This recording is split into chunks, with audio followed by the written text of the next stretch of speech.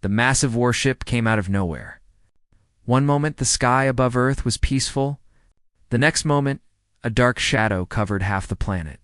The ship was so large that people on the ground could see it with their naked eyes. It blocked the sun over entire countries. The Corvathi had arrived. They were a race of reptilian warriors who had conquered 17 different species across the galaxy. They moved from planet to planet, system to system, taking whatever they wanted. No one had ever stopped them. No one had ever tried. High Commander Dralim stood on the bridge of his flagship and looked down at the blue planet below. He had seen many worlds in his 300 years of life. Some were beautiful, some were ugly, but all of them had one thing in common. They all fell to the Corvathi Empire. This little planet would be no different. Dralim was tall, nearly 9 feet. His scales were dark green, almost black, and his eyes glowed with a yellow light. He wore armor made from the bones of creatures he had killed with his own hands. Each piece told a story of conquest and death. He pressed a button on his command console. His voice boomed across all human communication systems. Every television, every radio, every phone on Earth played his message at the same time. "People of Earth," Dralim said, "I am High Commander Dralim of the Corvathi Empire. Your planet now belongs to us. You have 2 choices. Surrender peacefully and serve us, or resist and die. The choice is yours." Panic spread across the world. People ran through the streets. Governments held emergency meetings. Military forces prepared for battle, even though they knew their weapons might not work against alien technology. But Dralim was not finished speaking. "However," he continued, "we are not savages. We follow the ancient laws of galactic conquest. We will give you one chance to prove your worth. Send us your strongest warrior. They will fight our champion in single combat. If your warrior wins, we will leave your planet in peace for 100 years. If your warrior loses, you will surrender immediately without any further resistance." The transmission ended. The United Earth Council met within hours.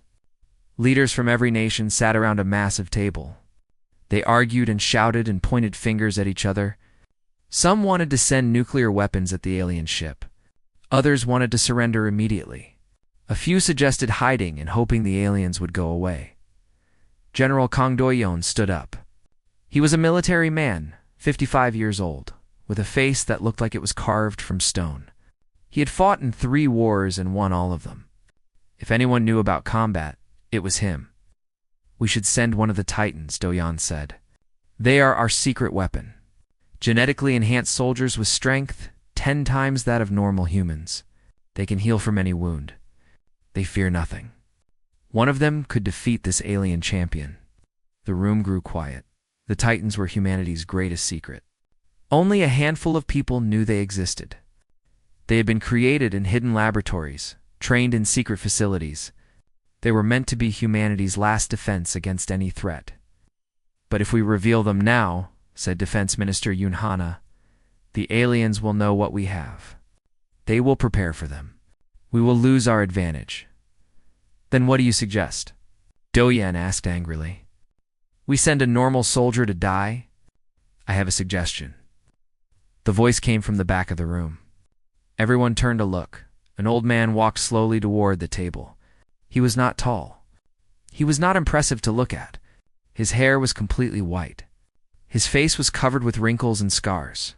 He walked with a slight limp, favoring his right leg. He wore a simple military uniform with no medals or decorations. His name was Beek Taiwu. Most of the young officials did not recognize him, but the older ones did. General Doyon's eyes went wide. Minister Yun's mouth fell open. Beek Taiwu was a legend. 50 years ago, he had been the most feared soldier in the world. He had fought in wars that most people had forgotten about. He had killed enemies that most people did not believe existed. They called him the Ghost of Busan, the Shadow Blade, the last man standing. But that was a long time ago. Now he was 73 years old, retired for 15 years, living in a small apartment by the sea. Most people thought he was dead, Stenmi Taiwu said. His voice was quiet but steady. The room erupted in confused noise. People talked over each other. Some laughed. Some shouted. With all respect, Minister Yoon said carefully, you are not the man you used to be. You are old. Your body is not what it was. We have younger soldiers. Stronger soldiers? Taiwu smiled. It was a small smile, the kind that came from knowing something others did not. That is exactly why it should be me.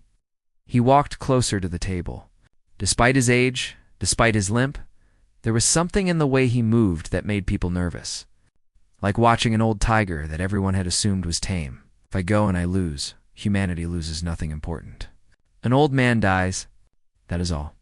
The aliens think they have defeated our best. They become confident, careless, and we still have the titans hidden and ready.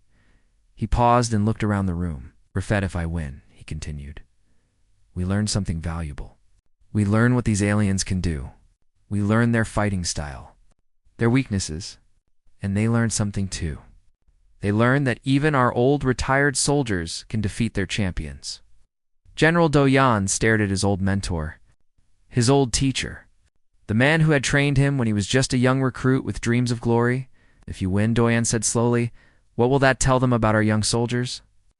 Taiwu's eyes glinted with something dark and ancient. We'll tell them to be afraid. The council voted that night. The decision was not unanimous.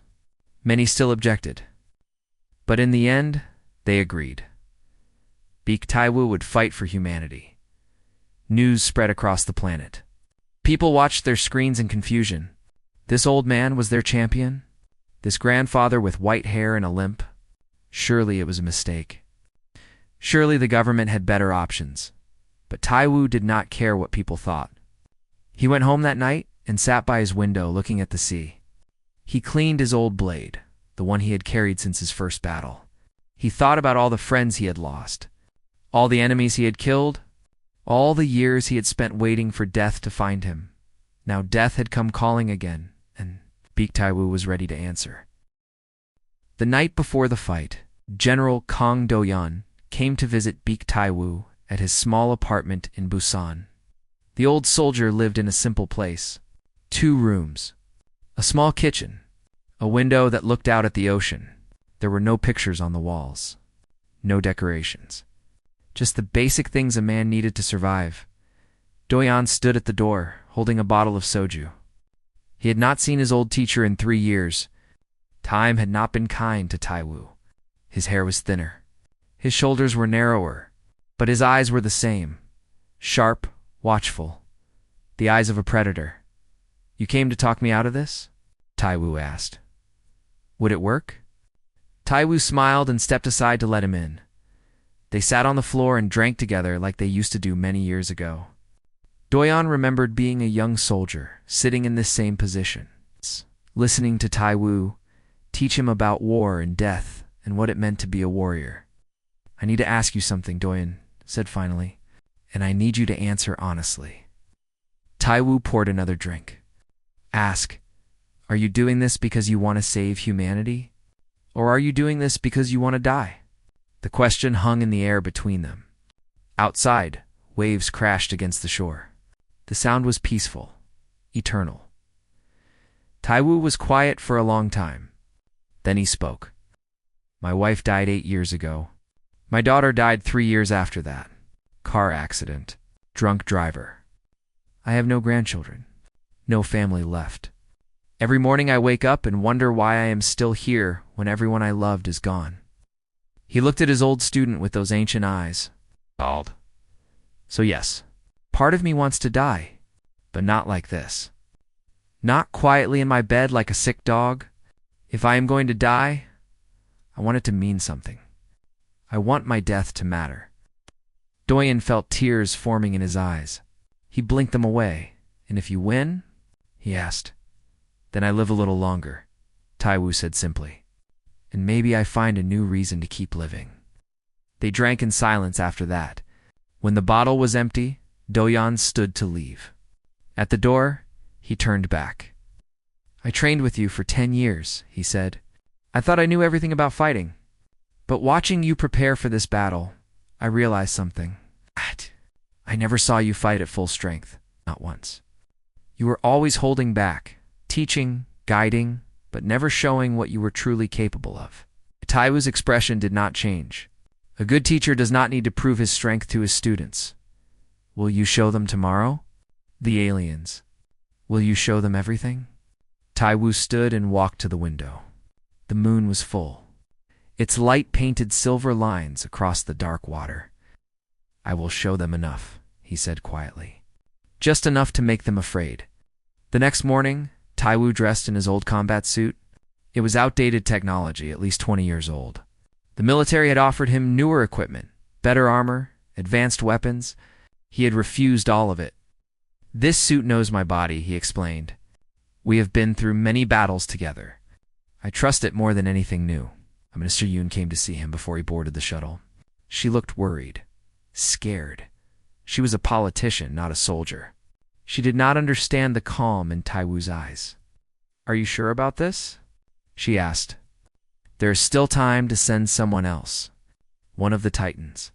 They are ready. They are willing. Taiwu shook his head. The Titans are humanity's future.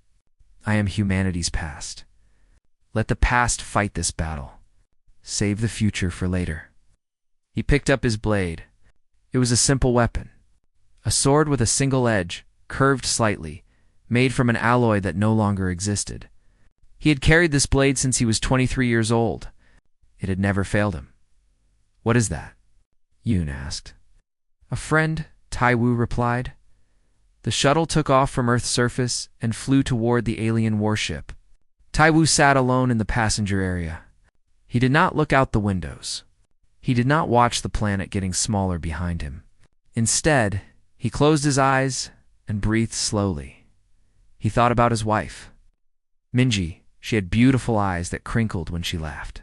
She used to wait for him whenever he came home from battle. No matter how late it was, no matter how long he had been gone, she was always there. He thought about his daughter Sujin. She had her mother's laugh and her father's stubbornness. She became a doctor because she wanted to save lives, not take them. She never understood why her father did what he did. But she loved him anyway. They were gone now. Both of them, waiting for him somewhere beyond this world. Soon, Taiwu whispered. I will see you soon. But not yet. I have one more thing to do first. The shuttle docked with the alien warship. The doors opened and Taiwu stepped into a world he had never seen before. The Korvathi ship was massive. The corridors were tall and wide, designed for creatures much larger than humans. The walls were made of dark metal that seemed to absorb light. The air smelled strange, metallic. Cold alien soldiers lined the hallways. They were huge, covered in scales, with eyes that glowed in the dim light. They looked at Taiwu and laughed. Their laughter sounded like rocks grinding together.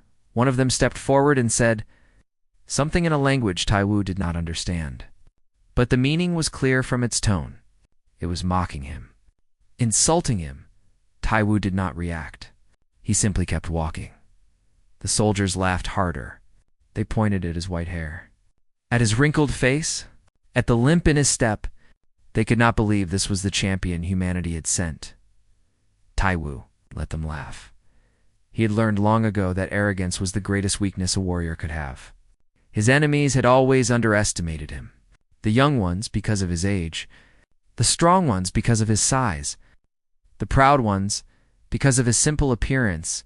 They always learned their mistake.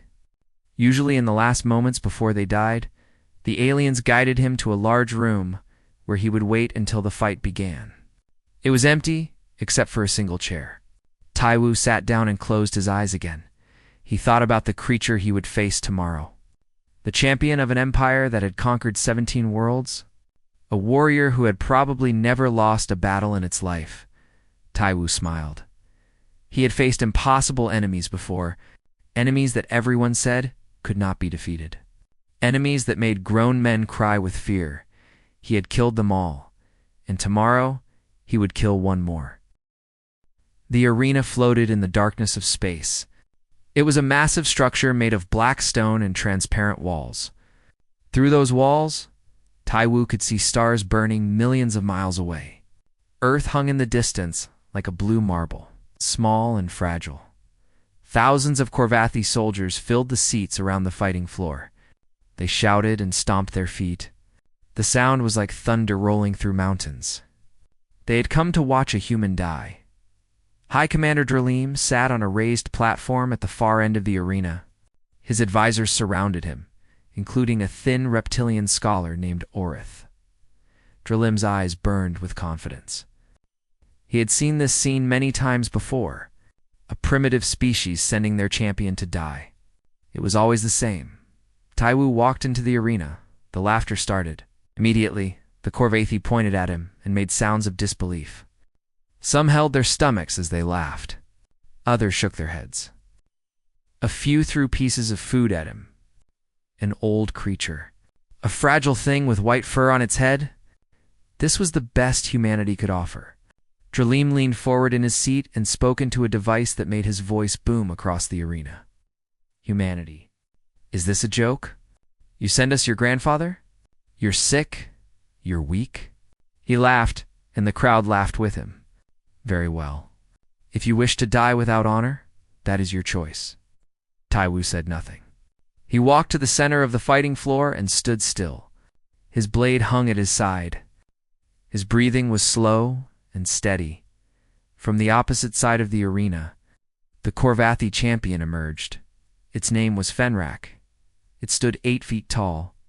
4 arms extended from its massive body, each one ending in claws that looked like curved knives. Its scales were thick and dark, like armor grown from flesh. Its eyes were red, burning with hunger and rage. Scars covered its body, each one a mark of victory. Against another fallen enemy, Fenrak had killed over 200 warriors from 17 different species. It had never been defeated. It had never even been wounded badly. It looked at Taiwu and roared. The sound shook the arena walls. Taiwu looked at the monster. He studied its body, its stance, the way it held its weight, the way its eyes moved. In those few seconds, he learned everything he needed to know. Fenrak was strong.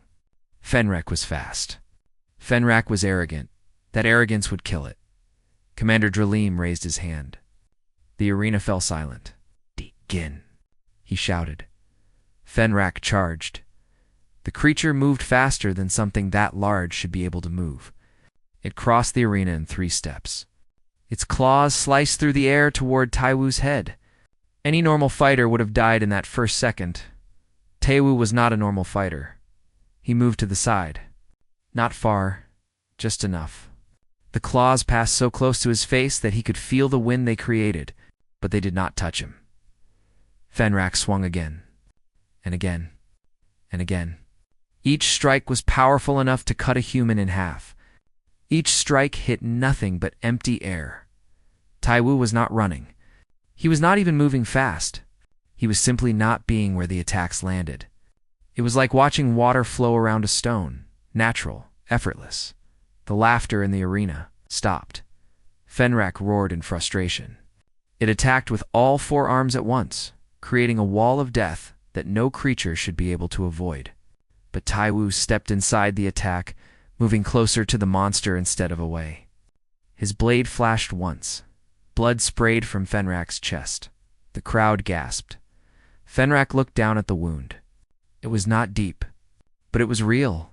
This old, weak creature had cut him. Him, the undefeated champion. Rage exploded in Fenrak's eyes. It attacked with even greater fury, abandoning all technique in favor of pure violence. Its claws became a storm of death. The floor cracked beneath its feet from the force of its movements. Taiwu danced through the storm. He did not block. He did not parry. He simply moved between the attacks like a ghost. And every time he found an opening, his blade would flash. A cut here. A slice there. Small wounds. Nothing fatal. But each one added to the last. Arith, the scholar advisor, watched with growing horror. He understood what he was seeing. The human was not stronger than Fenrak. He was not faster. He was simply better. Every movement was perfect. Every step was exactly where it needed to be. This was not the fighting of a soldier. This was the fighting of a master. 5 minutes passed. Fenrak was covered in wounds now. Blood ran down its scales. Its movements were slower. Its breathing was heavy. Rage had turned to confusion. Confusion was turning to fear. Tai Wu was also bleeding. The monster had landed a few hits. His left arm was cut. His side was bruised. His old body was screaming at him to stop. But he did not stop. He never stopped. Fenrek made one final desperate attack. It threw all of its remaining strength into a single strike. For arms driving downward with enough force to split the arena floor in two, Tai Wu stepped forward. His blade moved in a curve that caught the light of 1,000 stars. Fenrak's right arm fell to the ground. "Cut clean at the shoulder," the monster screamed. It stumbled backward, blood pouring from the wound. It tried to raise its remaining arms to defend itself, but Tai Wu was already there.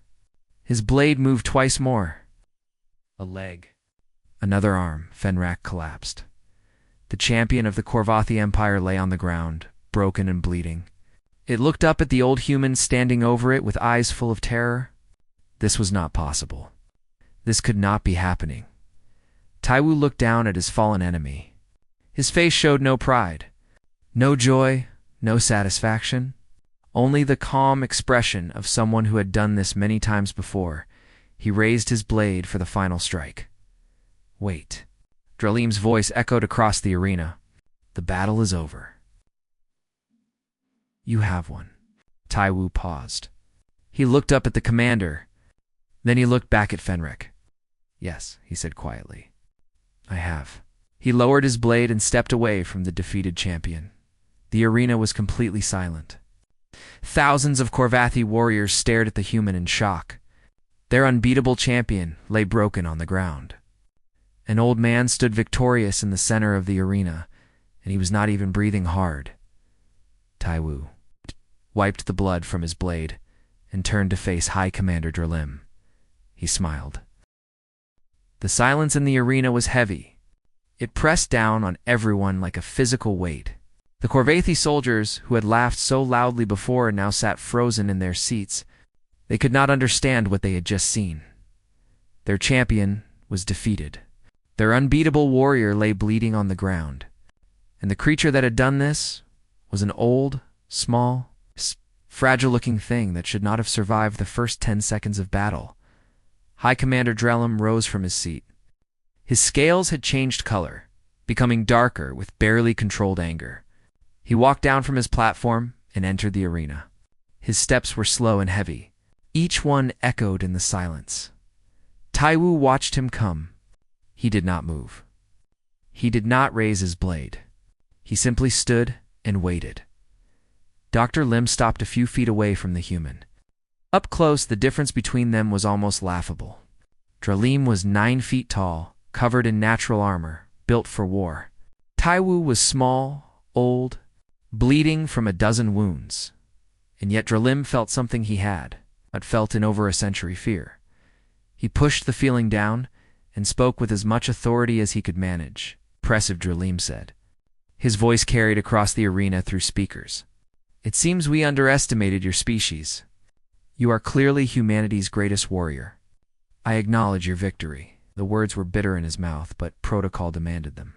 The ancient laws of galactic conquest required the loser to acknowledge the winner.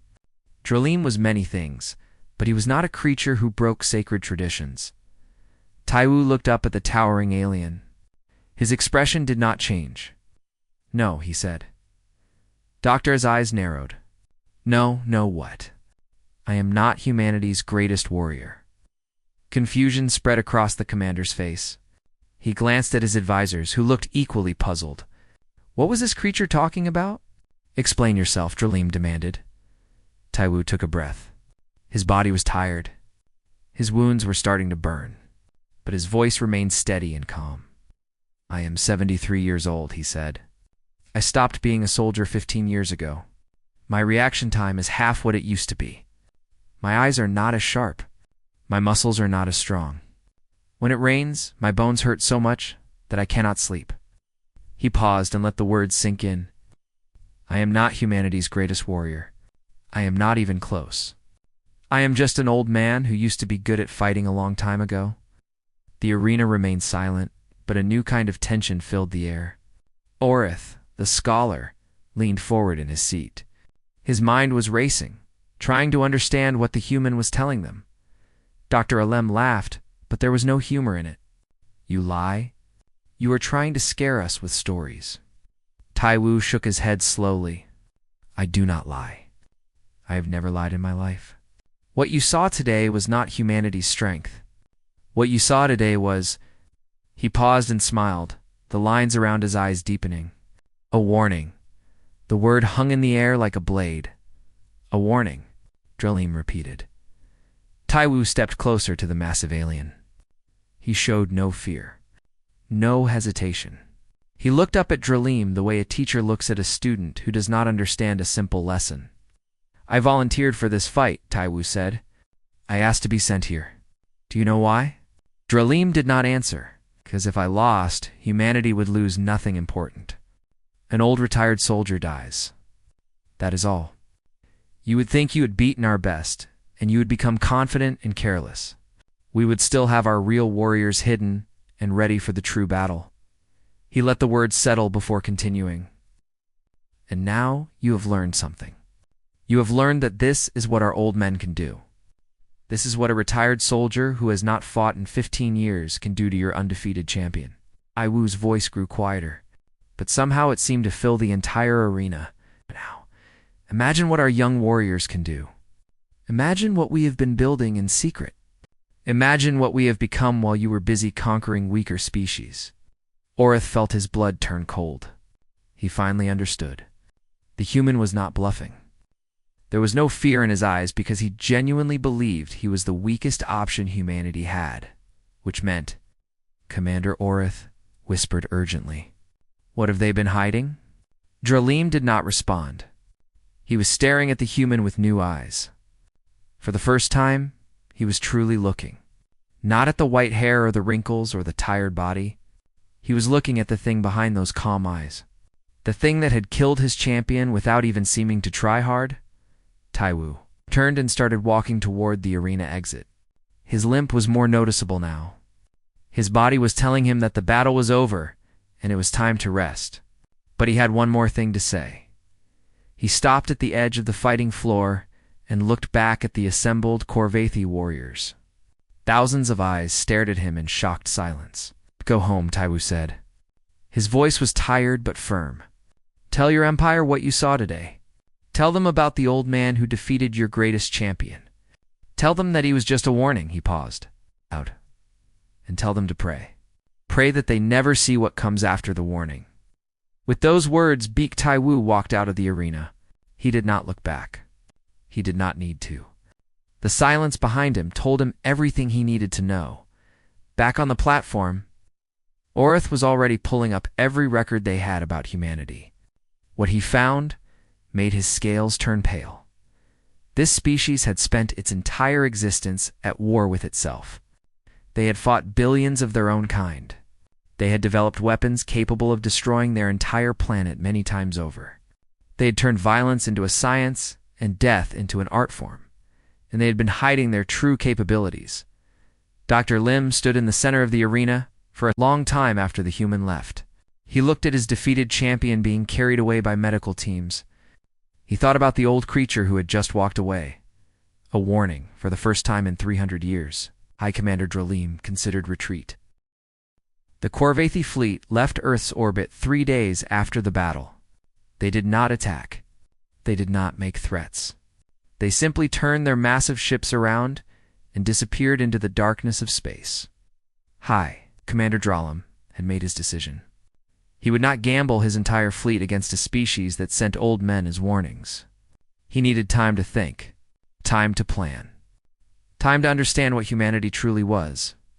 Orith had sent his full report to the greater Korvathi Empire before they left. It would take months for the message to reach the capital. But when it did, every military commander in the Empire would read it. They would learn about the human who defeated Fenric. They would learn about the warning, and they would be afraid. On Earth, the celebrations lasted for weeks. People danced in the streets. Fireworks exploded in every city. The name Baek Tae-woo was spoken in every language on the planet. He was a hero, a legend.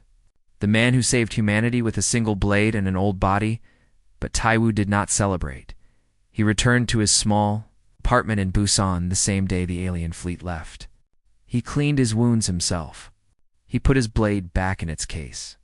He sat by his window and watched the sea, just as he had done for 15 years.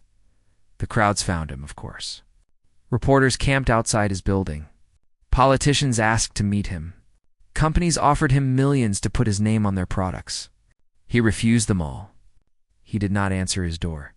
He did not give interviews. He simply sat by his window and waited for the noise to stop.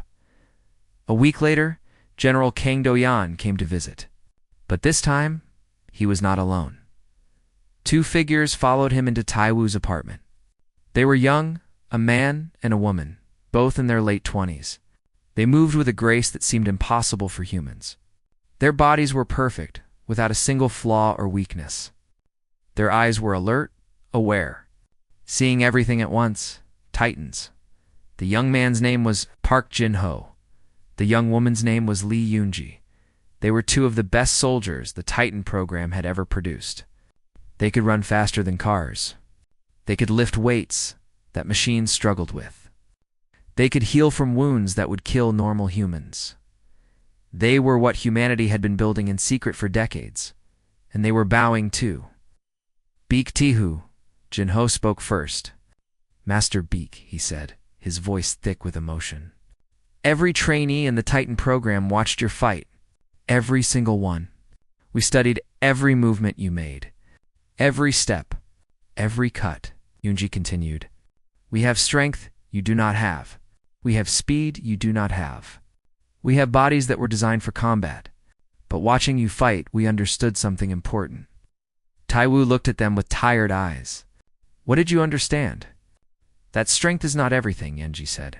Speed is not everything. Our bodies can fail. Our technology can break. But the spirit you showed in that arena, that is something that cannot be taken from us. That is what makes a true warrior. Jin-ho nodded. You showed us that experience matters more than power. That wisdom matters more than youth. You gave us something to aim for? Something beyond just being fast and strong. Tae-woo was quiet for a long moment.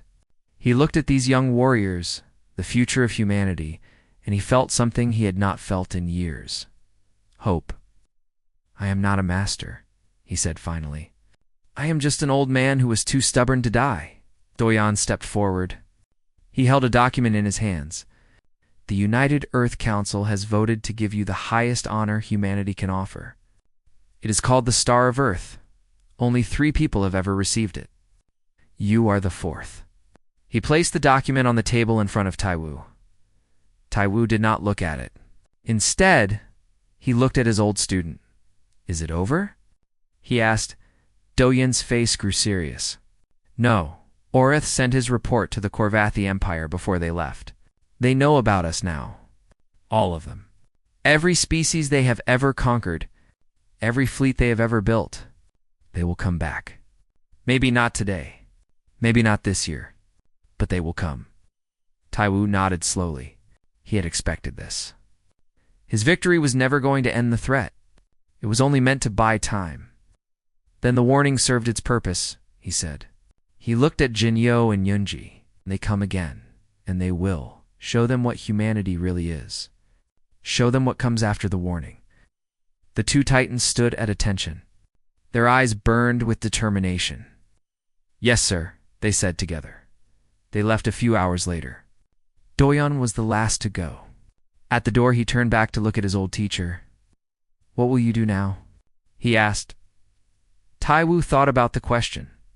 He thought about his wife and daughter waiting for him beyond the veil of death. He thought about the peace he had been seeking for so long. Then he thought about the young titans, about the battles that were coming, about the future that was not yet written. I think I will train again, he said slowly. My body is old, but it is not dead yet. There is still work to do. Do-yeon smiled. It was the first real smile Tae-woo had seen on his face in years. I was hoping you would say that. After Doyon left, Taiwu sat alone in his apartment. The sun was setting over the ocean, painting the sky in shades of gold and red. He picked up his blade and held it in his hands. It was old, like him, scarred like him, but still sharp. Still ready, the galaxy had laughed at humanity's warning. They would not laugh when they saw what came next. Beak Taiwu stood up, ignoring the pain in his old bones, and began to practice his forms. The blade moved through the air in patterns older than nations. Outside, the waves crashed against the shore, marking the endless rhythm of time. The warning had been delivered. Now it was time to prepare for war.